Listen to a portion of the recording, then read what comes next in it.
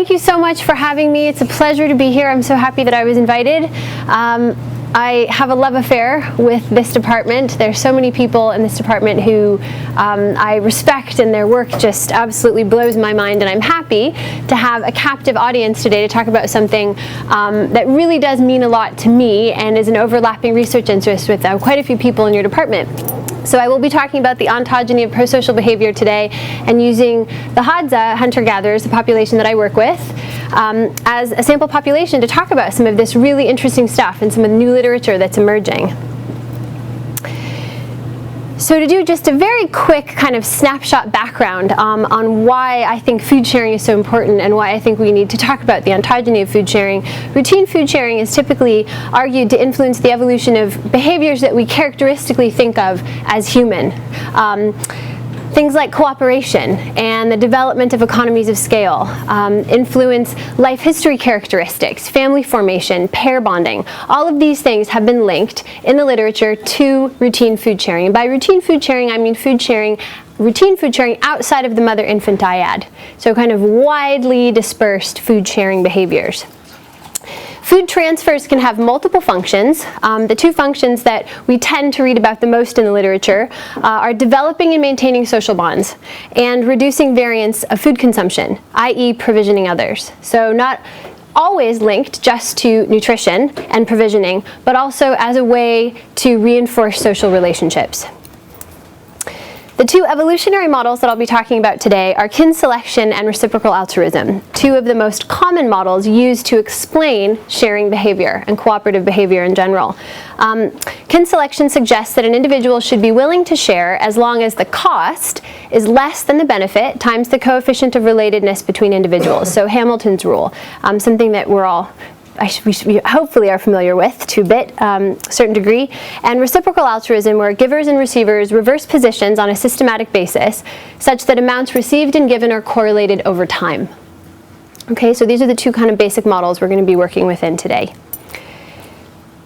Given how much evolutionary theory really promotes and discusses the importance of prosocial behavior and food sharing in general, it's interesting that very little is known about the development of food sharing in children. And there is a big lacuna in the literature that we're now just starting to fill in. And many people in this room, I had a great conversation with Bailey this morning, many people in this room are actually starting to address some of these questions and some of these concerns that I think are integral in terms of putting some meat on the bone, in terms of how this influences how the development of food sharing, even across subsistence regimes, really gives us data, and we can figure out how it influences the development of prosocial behavior, kind of just in terms of growth and development, and also in terms of situating this in some kind of evolutionary model. It's important to actually look at what's happening. And I'm a bit biased, of course. I work with the Hadza, but I think that doing this in small-scale societies and looking at these types of behaviors in communities that do routinely share food and that are egalitarian can give us a lot of information that we so desperately need. Hadza juveniles, we know this, are active food collectors and are able to produce up to half of their daily caloric requirements by the age of 5 years. And this is work that Dr. Nick Blurton-Jones has done, and I have used his data as a platform to kind of expand on the data set and do more seasonal variation with a larger sample size and kind of tease apart some of the stuff that he proposed back in the late 80s. And I'm happy to say that with a much larger data set, as we'll see here in a few moments, all of those predictions, they shake out beautifully. And so regardless of how you break it down, Hadza children are active producers, and they also share substantial portions of their collection with others, which is stuff that we've noticed anecdotally for years and has been in the literature for decades, but actually pulling that apart and finding out the details of who they're sharing with and what may or may not be motivating those food choices. We don't know so much about that, so that's where I come in. This is stuff that I wanted to learn about and kind of try to unpack a bit more. So in the current study, the data that I'm going to report to you guys today is two data sets that I've collapsed because I had a very kid-friendly audience, so I figured I could really kind of kill two birds with one stone and really talk about two data sets that are very important to me that will be coming out in publication very soon. So the first question that I'll be addressing today is, how much do Hadza children actually forage? And can they, in fact, offset the cost of their own care? No. Oh, that's okay. We're just going to keep going. Okay. We're good. The second question, are Hadza children selecting their sharing partners based on kinship and or reciprocity, using the two models that we just talked about a moment ago? And the third and final question that I'm going to address today, is there a significant caloric difference between the amount of food that is shared between kin versus non-kin? So not just selection partners, but actually using some kind of metric to measure the energetic exchange between partners. So I'm going to give you a brief introduction on the Hadza. The Hadza are foragers who live in northern Tanzania. There are approximately 1,000 individuals who identify as Hadza, and the numbers are changing rapidly, and the demographics are incredibly fluid right now because there are a lot of socio-political transitions happening. But for the most part, the number that we tend to cling to is about 300 of those 1,000 are foraging for the bulk of their diet. And by the bulk of their diet, I mean we just finished coding the last decade of food return data. So we know that over 93% of the food that is coming back to camp is collected, is foraged.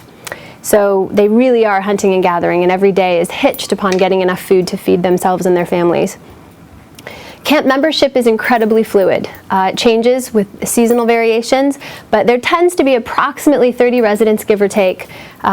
Camp size is much larger in the dry season than it is in the rainy season, and we have seen this over and over again with years of data, year after year, showing that we have more people aggregating around water sources during the dry season, which makes sense. There's less water, so you have to, both people and animals alike, tend to go towards those water sources so that they have access to drinking water. In the rainy season, water is abundant, so you can have people and animals much more dispersed on the landscape. The residence pattern is variable, meaning there is a slight tendency to reside with the wife's kin. Ah, thank you so much. We have a laser pointer. Thanks very much. And a recent paper has just come out looking at residence pattern that shows that there tends to be that families tend to live with the wife's family more so when they have a young infant than otherwise. So, but for the most part, this residence pattern is very variable, and you do have this fluid composition. So people are moving in and out, and they tend to move every 2 to 3 months based on resource availability. So once you've tapped out an area, you move to a new camp.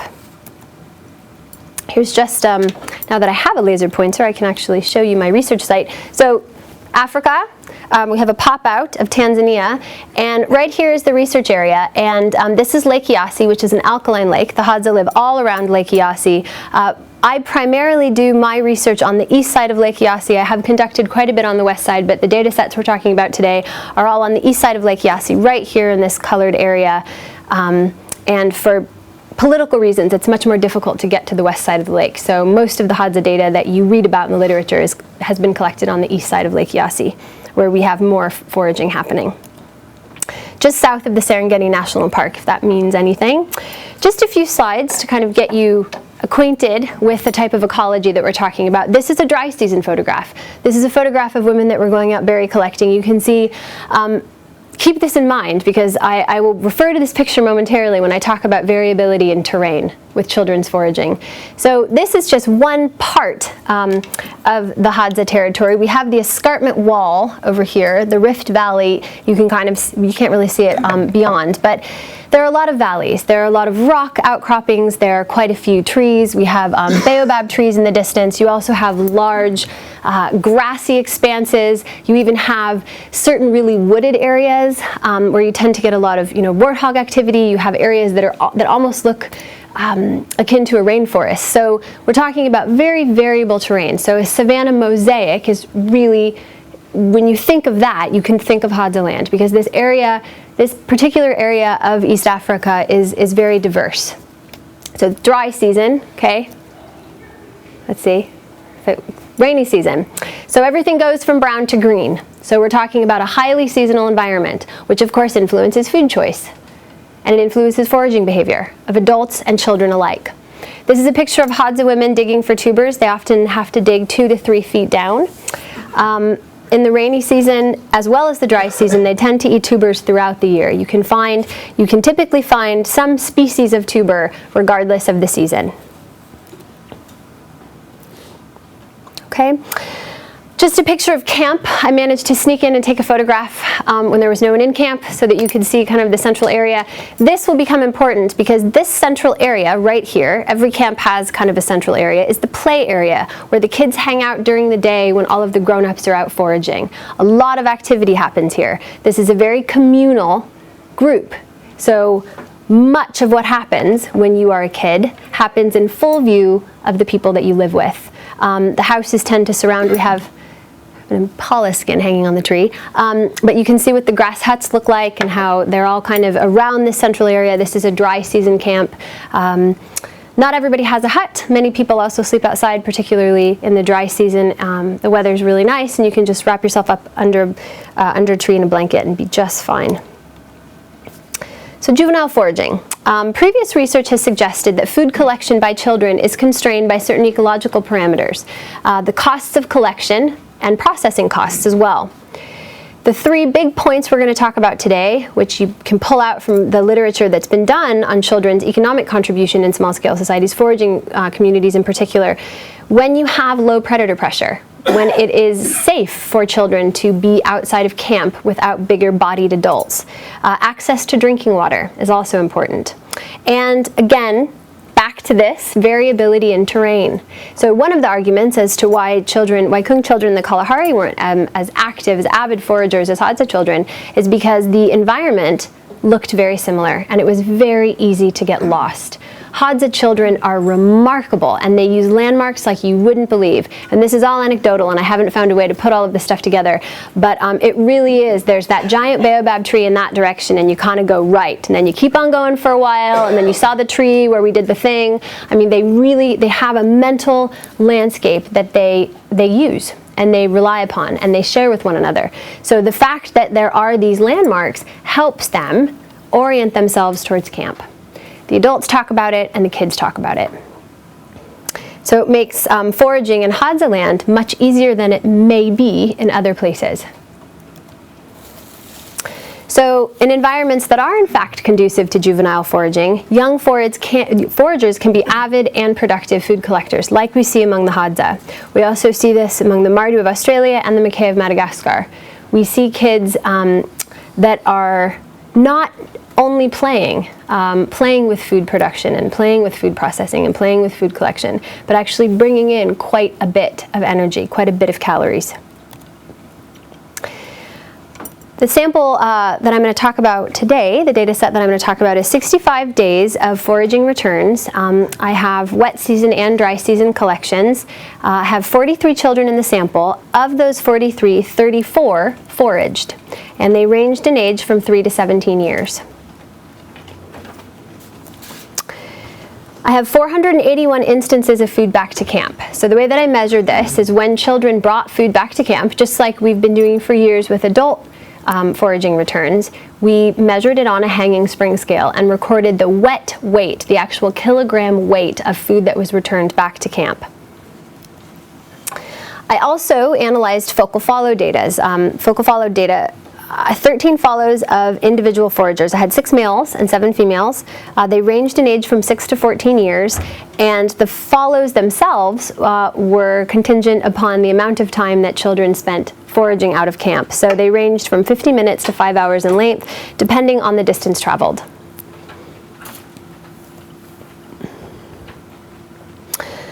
So I tried to put almost all of the foods that Hadza kids tend to tackle on this page, and I'll go through them very quickly, and then there's a few that we're going to expand upon.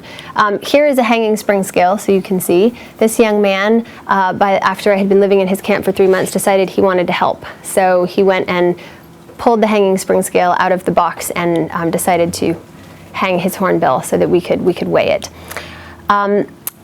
Several different species of tubers. I only have one on this picture right here. This is an equituber. Kids tend to dig almost any species of tuber. There are a variety. They tend to go for the tubers that tend to be closer to the surface rather than those that are much more subterranean, but they're learning and they're practicing, and so they'll target any tuber that they find. This is Baobab fruit. This is the outside husk. This is the inside seed and pod. We'll talk about Baobab again in a moment. I have 3 different berry species up here, Congolobe, Anguilabe, and Embolipe. Children spend a lot of time collecting berries. This is a very good resource for kids to target. Berry bushes tend to be really close to camp, and I've heard anecdotes of having camps that are so close to berry bushes that kids can literally wake up and just start pulling berries. Honey. There are 2 types of honey. One is called canoa, which is from a sweat bee. They're stingless bees. And the picture I have here is ba'alaka, which is honey from a killer bee. This is a resource that is mainly targeted, as we'll see, by older boys, by teenage boys that are learning how to be honey hunters and honey collectors. But they do actually succeed, and they do consume it, and they do bring it back to share.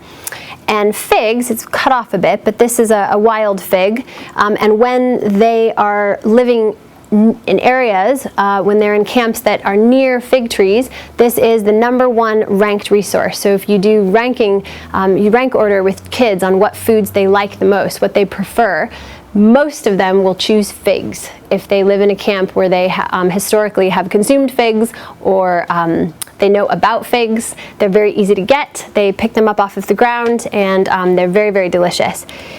This is a legume species. It was cut off, but the Hadza call it manguala, and it only exists in certain parts of Hadza land. I've only seen it in 2 camps, and what they do is they boil it. It's kind of in a pod. They boil it, and then it actually tastes a bit like a lima bean. So imagine there's like a lima bean looking thing inside. Okay. Weaverbirds are colonial breeders. So during the transition, kind of early on in the rainy season, you have weaverbirds. You can sometimes have up to 100 nests in a tree, and this is an unbelievable thing to witness. But what ends up happening is every man, woman, and child gets sick of eating weaverbirds because they go out and target them day after day for sometimes up to 3 weeks. And it's the only thing that they're getting. And for children, it's fantastic because there really is low-hanging fruit. They can get the nests that actually tend to be lower in the trees, and they tend to be in all sorts of trees, but particularly the ones that are sitting in acacia trees, short acacia trees. They take a stick, they sharpen the end, and they literally just pull the nests down, and they end up eating the weaverbird nestlings. And this, and I'm talking kilos and kilos and kilos. And so this is something that kids can bring back during this 3-week period of time. They can bring back 6 and 7 kilos of weaverbird nestlings. And you can see here, I'm not sure if you have identified what this is, but on this young man's bow right here, he has strung about 45 weaverbird nestlings on his bow, roasted and ready to go, kind of like popcorn. They just will snack on them throughout the day. So seasonality is crucial. And depending on what time of year it is and what resources are available, these kids are able to bring back an extraordinary amount of calories. Okay, there we go. I use this series of slides. This is the first time I've used them, but I've never used them in a talk before, but I figured now is best time, to trot them out, because this is my series of slides on how difficult it can be to differentiate play from economic productivity. So foraging is often an extension of play. So I had no idea what was on the back of his beaded belt when he came up to visit. I was on a focal follow. I was sitting in the shade minding my own business. He came up and patted my pockets to see if I had any candy, which I often do. And when he walked away, I am so thankful that my camera was out, because when he turned around to leave, I saw weaverbird nestlings and then an adult tucked into his belt. This is what he had collected during the day. This is what he had collected on his own.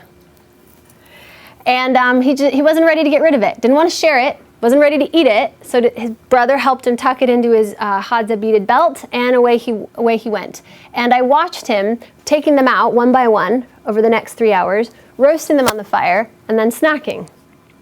So there are not a lot of toys, as you can imagine, in Hadza land, and so dead birds, actually, particularly baby birds, are a wild source of entertainment for Hadza children. Well, for all of us, really.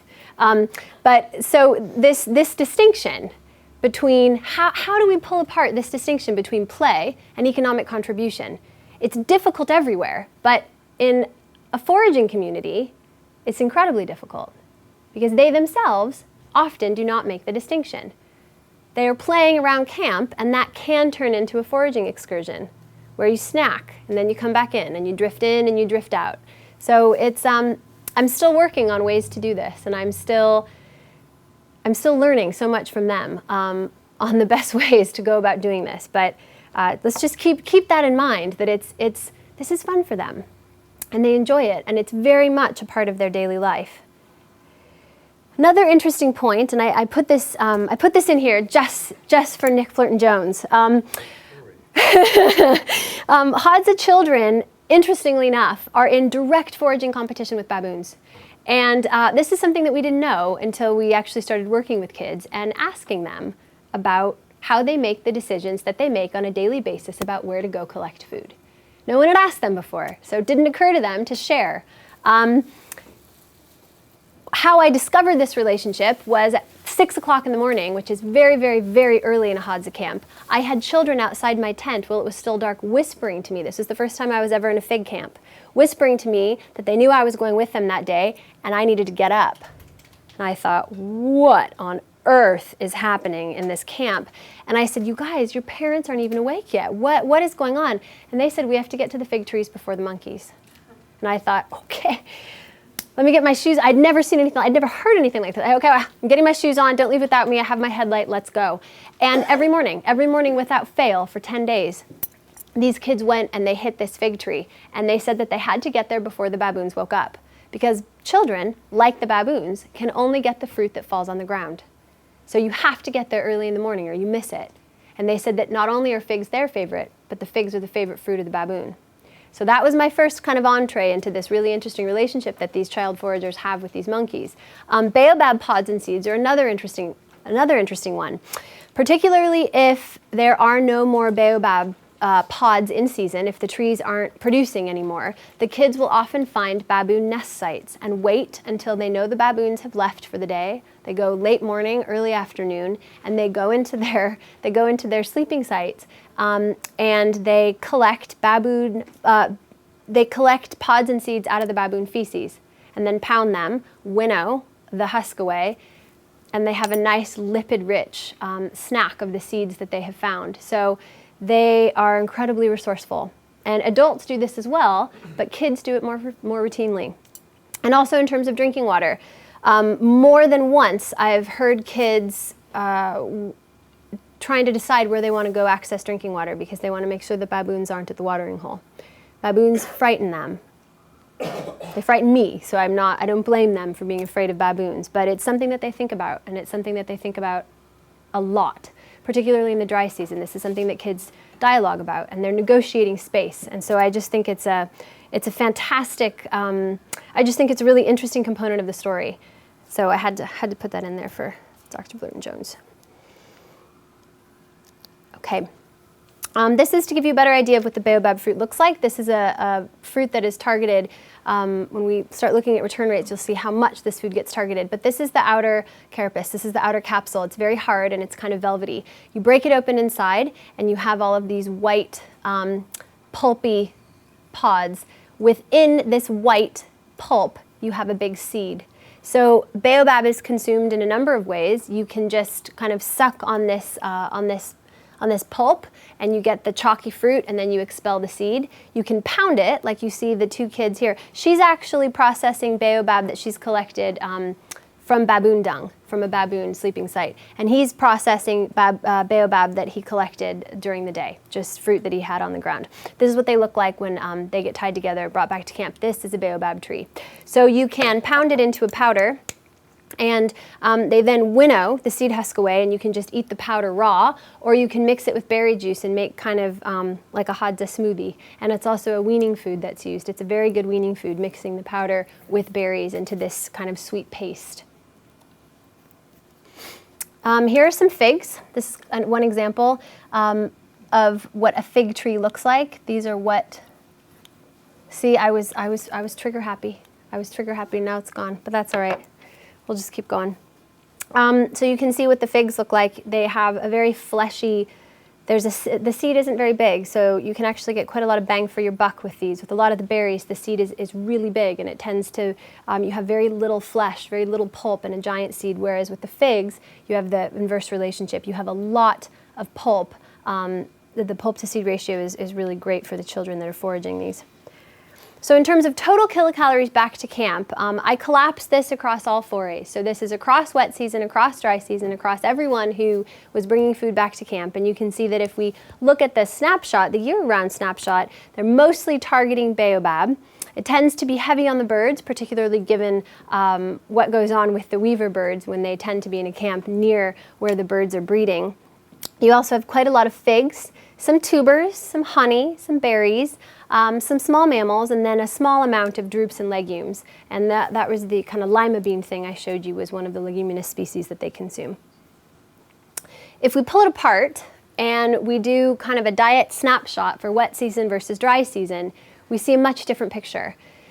And this is something that's not only important for looking at children's foraging and what the kind of decisions that children are making in relationship to where they decide to go collect food, but this is also important when you're looking at any foraging population and you're trying to get a handle on what they're consuming. In a seasonal environment like Hadza land, it's important to pull them apart because what you see is very, very different, and so many of these foods are highly dependent upon rainfall. So for the wet season, you see kids are collecting 34% fruit, 15% honey, 19% tubers, and 32% birds. In the dry season, that shifts. We're looking at a lot of fruit. So 84% of the food that they're collecting is fruit.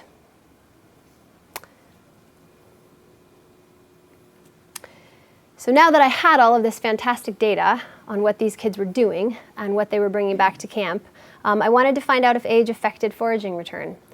I've done this also as a continuous variable, and it shakes out the same way. But for other reasons, I was really interested in pulling these apart and I wanted to isolate middle childhood for other reasons. So I decided to present the data this way just because I think it's interesting that regardless of how you shake out, age is not a significant predictor of foraging return, which means that given the season or given the resource, a 5-year-old is able to collect as much as a 16-year-old. Of course, you have a lot of variation. There's so much individual variability that oftentimes it's hard to get a handle on data like this. And you are dealing with relatively small sample sizes. So in terms of kilocalories collected over an average foraging turn, you can see we have a few outliers, but you can see that if you have an incredibly successful 6-year-old, they're doing much better than a not so successful 11-year-old. So trying to make predictions based on age is incredibly difficult. And most of the data, regardless of how you map it out, is non-normal and heteroscedastic. It really looks like shotgun scatter. So you can do what people have done historically, which is just get rid of the outliers. Or you can try and get a handle on some of the variation, which is what I'm still in the process of trying to do. So then I decided to start looking at food type. So does age affect the types of resources that a young forager will target? And, let me go back. And the answer is yes. It is in fact a significant predictor of the type of food that they target. So for total kilocalories collected split by age, and I should point out here, I should have mentioned this earlier. Once the wet weight of foods came back into camp and I recorded the wet weight values, I needed to somehow turn these wet weight kilogram values into kilocalories. Wet weight doesn't tell us much. It's not a very useful metric. As nutritional anthropologists, we need a more valuable, we need something else to measure this contribution by, and energy, kilocalories, tend to be the unit of choice. And in order to do that, I dried all of the samples using traditional methods, and then in a nutritional chemistry lab in Richard Wrangham's lab at Harvard, I analyzed all of the Hadza foods, all of the plant foods, I should say. So we know using USDA-approved methods, tried and true methods, that when you look at the back of your cereal box, those same methods that are used to tell you, the amount of fiber you have in your Cheerios, the same methods were applied to Hadza plant foods. And that's how I was able to determine the energetic contribution of food based on wet weight back to camp. So if we look at total kilocalories collected split by age group, you can see what's happening in terms of in terms of the types of foods that are collected, so baobab, birds, figs, tubers, honey, you tend to see a lot of baobab is being collected by everyone. And as it becomes a more difficult resource to target, you start seeing differences in age. Okay, so as we get to honey, we're now dealing from basically 10 to 17. Small mammals, this is really interesting. You do get some 5 to 9-year-olds getting small mammals, and that's also because there are a lot of small mammals in camp. So there are a lot of bush mice in camp, or there are hyrax near camp. Target practice that's fairly easy to get. We don't start seeing any medium to large size game animals until you're in your teenage years. Yes? Droops. Droop is like a stone fruit. Oh. Yes, sorry, thank you, good question. Yeah, droop is a stone fruit. Like a plum, some kind of variant on a plum. So my next question was, does sex affect foraging return? I'm particularly interested in looking at sex differences in foraging behavior, and one of my side interests is the origin of the sexual division of labor. So I figured, well, if we have a hunting and gathering population and we have kids that tend to, that are making these choices about what to target, I wanted to find out if there were any differences. Turns out sex is a significant predictor of foraging return, and female foragers are bringing far more food back to camp. Does it affect food type? And it turns out that it also is a significant predictor of the type of food that these young foragers are targeting. So if we do the same thing for total kilocalories collected split by sex, and this is across seasons, we see differences. Girls are in purple, boys are in orange, and you see targeting baobab and figs and tubers and berries, not as many birds, not as much honey, no honey at all, actually. I'm having a hard time seeing, not as many small mammals. So interestingly enough, this maps onto the foraging choices that are made by Hadza adults. Age also affects distance traveled, which we would have predicted. So younger foragers are staying closer to camp in order to target their resources. But the sex of the child does not affect distance traveled. In terms of consumption, so when they're out on a foray, how much they are eating when they are out of camp, the sex of the child does affect consumption, and male foragers are consuming significantly more. So when they are out on a foray, they're consuming much more than their female counterparts. So they're eating more and bringing back less. So Hadza juveniles are indeed very active foragers, and they routinely collect a very large portion of their daily requirements. Sex differences in collection and consumption may be linked to differential foraging strategies and/or sex differences in household responsibilities. The responsibilities that young Hadza boys and girls have are quite different. Young male foragers are targeting small animals, birds, and honey. They tend to start going on walkabout when they're really young. In fact, he's 5, this young man right here in the red shirt, and he'd already been going out for about a year on his own or with his older brother before I met him in his camp. And so they have a bit more leeway to explore outside of camp.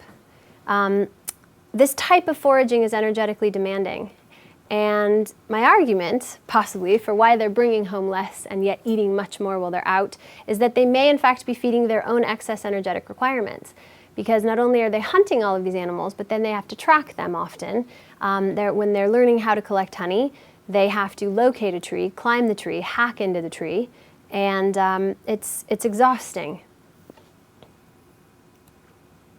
Young female foragers are not only collecting, but they're also preparing food. And they spend large amounts of time caring for younger children in camp. A data set that I don't have time to present today looks at time budget data for kids. Yes? So a quick clarification question. Yes? Did the sex difference in returns, was that returns back at camp or returns foraging total? Returns back to camp. So it could be that they're actually collecting as many calories. It could be, right. It's kind of difficult to determine that. What we do know is that, so there's 2 ways that I did this. I recorded how much both boys and girls were eating while they were foraging. And boys are eating they're eating the difference between the difference in terms of how much boys and girls are eating does not map onto the difference about what's coming back to camp. Meaning they're eating, even if they brought everything, it's unreal. They may in fact be dwarfing how much the girls bring back to camp, depending on the resource. So I also have another data set, which if only I had more time. When it's honey, it's unbelievable. So the boys actually tend to, if they were bringing back as much as they were consuming, it would be unbelievable. So a lot of this is highly dependent on the target resource. So that's why seasonality comes into play. And I'm still playing with a lot of this data in terms of trying to turn it into more than one publication. But yeah, that's an excellent, excellent question. So it may very well be, if we collapsed across foods, that we might not see such striking differences. But in terms of what they bring back to distribute, which is where I'm headed, so that's why I decided to leave out. Honey just confuses everything because it's so energetically dense, and the boys that are getting it tend not to be sharing it as widely. Tend to be kind of eating as much as they can. And when you ask them why, they all say the same thing, because if I bring it home, I have to give it to my mom and my grandma. So there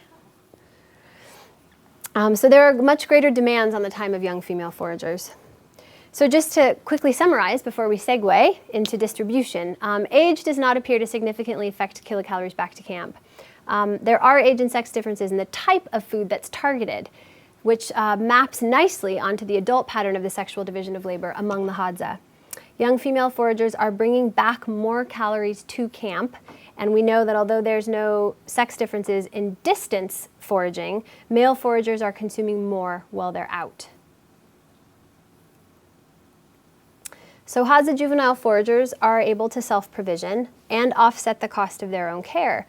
But the question now is, how do they distribute this foraging yield? So once they've brought it back to camp, what are they doing with it? I collected data in 2 camps over 36 days, and I was able to code 128 food transfers. It gets a bit tricky in all of the food sharing literature, how you differentiate between a food transfer and what constitutes a meal, and how do you decide what food exchanges to code and not code. And it's incredibly tricky, and I can't say that I have a magic answer as to the best and most efficient way to do this, but I can tell you what I did. And it's the first time that we've done this, first time anyone has done this with a group of hunter-gatherers, and I'm hoping to refine my methods as I continue working through this with these children. So there were 36 children living in these combined in these 2 camps, and 35 participated in what I refer to as a food sharing event, which means they either gave or received food. You didn't have to do both to be counted in that dyad. You either gave it or received it, or even both. I coded 106 sharing dyads. 54 of those dyads were kin, 52 were non-kin.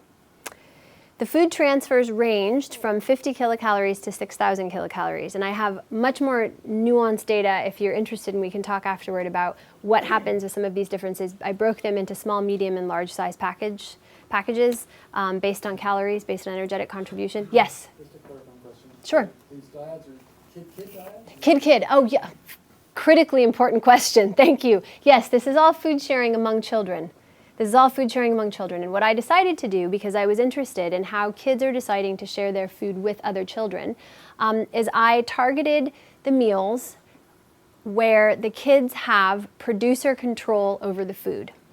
Meaning after they go foraging and they come back into camp with their loot, there are no grown-ups in camp who are telling them what to do with their food. It can be a bit chaotic. Usually there may be one teenage girl or sometimes an elderly person in camp, but there are no adults in camp. The adults are all out foraging.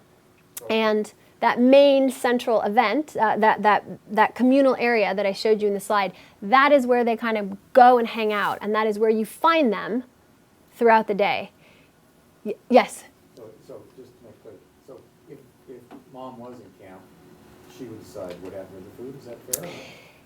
That's a great question. She says no. In interview data, both kids, she says she doesn't. She says that that's the food they collect, and so they have to sort it out. And they're not typically disciplined during the day while they're in camp either. It's kind of like a Lord of the Flies situation happening. I mean, they really tend to monitor one another. So honey special? Well, Honey is a special one with the teenage boys because if you can target honey, if you can actually access it, you're already up there. You're already 14, 15. So honey is a special one, and I haven't figured out how to actually fold that in, and I'm still working on it because I do think that given that it's the most highly ranked food for these kids, that is where we're really going to find interesting stuff. And so I'm still working on that. But thank you for asking that question because there's something else I want to point out about how special this particular oh yes, go ahead. Is it all dyadic sharing or larger groups of kids?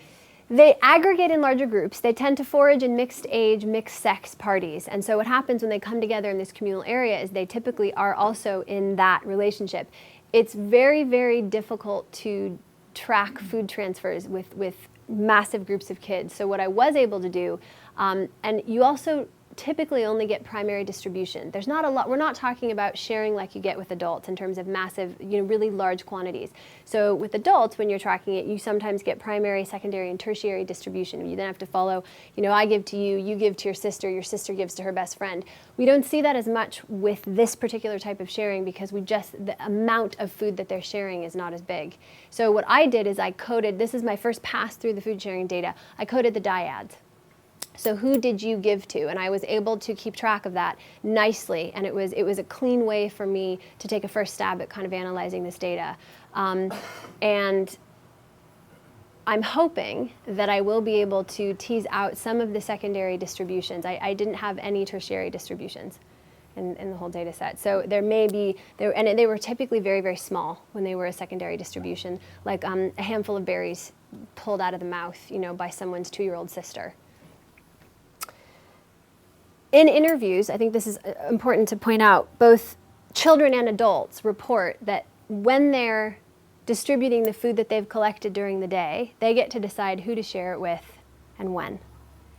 So it's an important distinction that they make, and that's why I focused on these meals, because I figured if it's important to the kids and the adults leave it alone, then it's something that I want to focus on, because this is where they're deciding who to share with, if they should share, how much they should share. Here's where it gets really dicey. So because we have so much variation and because food sharing data in general is messy, and when you do naturalistic observations, it gets much, much messier. That's why modeling is so nice. But I decided not to model. I spent a long time figuring out how to tackle this data.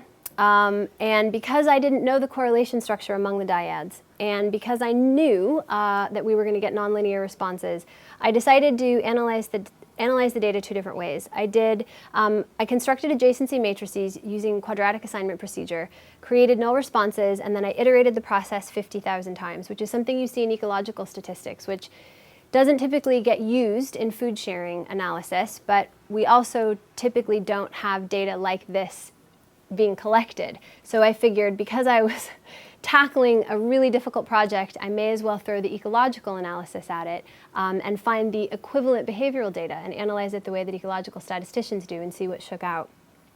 I also did permutation testing so that I could do simulations of the null distributions of the test statistic of interest, whichever one I was looking at that moment. So in terms of basic sex differences, turns out that there's no difference between the amount of food that male and female foragers share, which is interesting given that we have such strong differences in terms of how much, especially the older boys, are consuming when they're out of camp. Yes? Okay, so is the amount an absolute value or a relative proportion of their food? I'm sorry. Okay. Is the measure here an absolute value or is it a proportion of their food? It's not a proportion of their food because it's so hard to determine how much they're consuming. So it's the amount. So it's the amount of food brought back to camp, and Males are sharing a greater proportion of the food that they consume, not necessarily that they bring back, because they're eating a lot of it out of camp. So this is just the food that gets weighed that they bring back to distribute. It doesn't include we're still trying to figure out a reliable way of collapsing those data sets in terms of how much they eat out of camp versus how much they do bring back to share. But yeah, fantastic. Yes, you managed to zero in on something that has been giving us pain for a long time. So, but given that males aren't bringing as much back. Yes, so it means that If the amount that that they're sharing is the same, then boys are sharing a given More. larger proportion of what they brought back to camp than girls are. Is that where you're going? Yeah. Okay, let me try and say it a different way. In terms of the amount of food that they're collecting, we may be able to say, I still have to do more because I want to be very careful about saying that. They may be sharing more based on the amount of food that they are able to collect and then redistribute.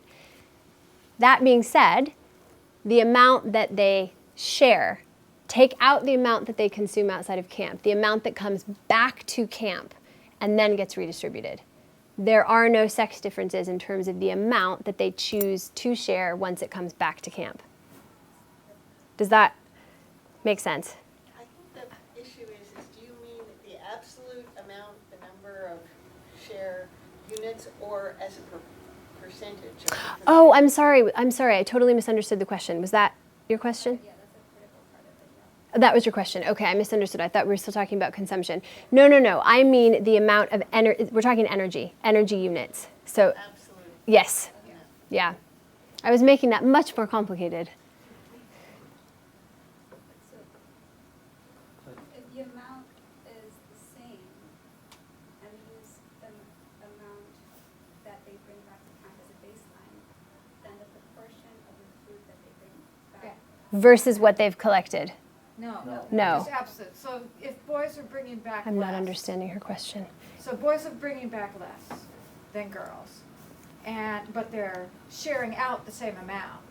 So I mean, I don't know that this is that important, but boys must be giving, based on the amount that they brought back, males must be sharing a larger proportion because they start off bringing back. Right, and of course, yes, absolutely. It's tricky to say that based on how much individual variation we have and based on the individual choices that a lot of these guys are making. But yes, you could actually, if we found a way, and Frank Marlowe and I still are trying to figure out how to do that with adult foraging as well, tracking how much the men are eating while they're out, and we're still trying to figure out a meaningful way to pull this apart. But yes, absolutely, if we follow this line of reasoning, then it would stand to reason that boys are sharing more of what they can collect. No, of what they bring back. Of what they bring back. Yeah. Yeah, so Yeah. I think we should. Maybe. I agree. Yeah, maybe. So we're still pulling that apart. But yeah, if you follow that, then yeah, of what they return to camp with, I should say, of what they're coming back to camp with in order to redistribute. Age does seem to predict the total amount shared and the frequency of sharing. So we have a correlation between increase in age and total amount shared. And by amount, I mean kilocalories of food. And frequency in sharing is frequency of sharing the food. So food sharing is a function of age.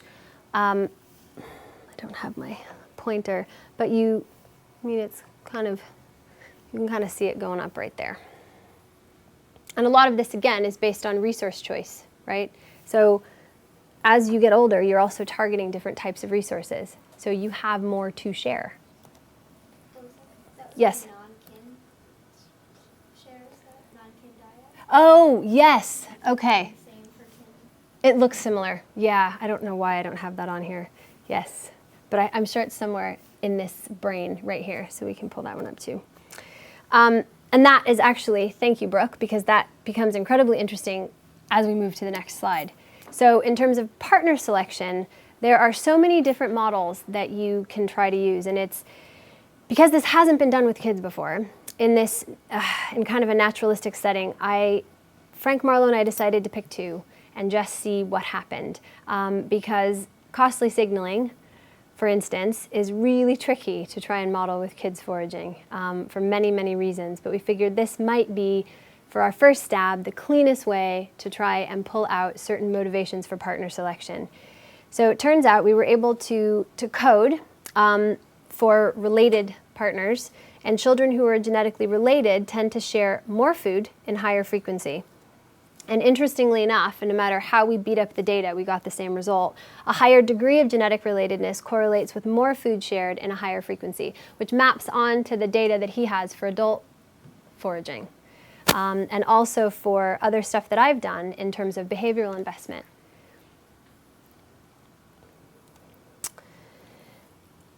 Among genetically unrelated children, the amount of food that's shared is reciprocal in terms of kilocalories exchanged over the study period. And this is where, and I still haven't figured this out, so if you guys have any ideas on how to make sense of this, please tell me. The frequency of the sharing is not reciprocal, which Frank and I actually made some sense. That over the study period, given that these kids, we were with them, and they don't collect food every day, nor do they distribute their food every day. So if we were in a camp with them for the entire time that they were living together, they were aggregated in one place over 3 months, and we pulled out all of the meals where they were doing this. The frequency of back and forth, not reciprocal, but the overall amount in terms of energy is. Do you have a hand over here? No. And then, yes, I thought I saw a hand. Quick question. What is the context of the food sharing and distribution? What is their eating pattern? Like who they're normally eating with? Excellent question. So the way that it works is kids typically tend to be in these little packs throughout the day. So they're mixed age, mixed sex groups. So pretty much all of the children are hanging out together, kin and non-kin together in the same communal area. They are not centered in any specific hearth. So at night when they're with their parents, they're around their family hearth. During the day, all bets are off. And kids and adults alike talk about this. Everything is done in that big communal area where everything is out and visible. And another data set, which I didn't have time to present here, I decided to kind of cross-code because I wanted to make sure that I wasn't biasing the sample by only picking kids that were maybe only sharing in front of everyone else, or I wanted to make sure that I was trying to determine who was available to share. I didn't want to bias the sampling in terms of maybe just focusing on groups of kids that tend to hang out together more frequently in the more visible area. And it turns out that there is no difference in terms of presence or absence of being there in that communal area. So all of the kids, except for 2 kids, which tend to be older and were out getting honey, we take out those 2 kids that were gone a lot, and you have all of the other kids in camp that are together every day and going on these trips and coming back. Everybody's available to share or be shared with. So they're making choices about who they want to share with. It's not that they're not available to participate in a dyad. They're there in that communal area. They're just not either giving or receiving food. So thank you for that question. That's a really important distinction to make. Yeah, Brooke. So the measure is that they live in the same camp or that they were present Present. at the communal area at the time? Not live in the same, they all live in the same camp. Present at the communal area during the food exchange. Yeah, yeah. Yes? So when you say food sharing is not reciprocal, I mean, the correlations are plus or minus the same, right? I mean, it's just a matter of, it could just be a matter of statistical power. It could be. It could be. And The value is only 3 times, I mean, I've thought about that. So it seems to me it's it may be. confusing to say it's not. Well, yes. So we might be able to talk. There's been a bit of debate amongst how we decide to read this one and how we decide to present it. But it might be. It might just be because we have a small sample size. So you're right. It could just be a power issue. It might be the way you Neither tell of them. statistics too. Yeah. There's different ways to do this, and really it's a question of, how likely is it that, given that you got food from someone else, that you will give food to them? So Right. what you really want is, well, we can, surprised you didn't talk about this with Bailey, but we struggle. No, we did. We did talk about this. Yeah. And in terms of what I'm doing right now is I'm actually analyzing food preferences.